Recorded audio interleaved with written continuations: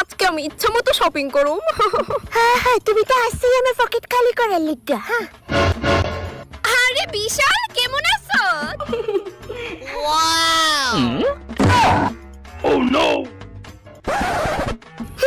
ভালো আছি। Okay bye. ভালো আছি।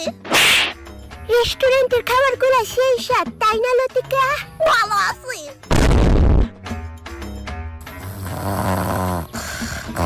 ফাইনালি ঘুমাইছে। ভালো আছি। ভেতরে জানি কি হইতেছে।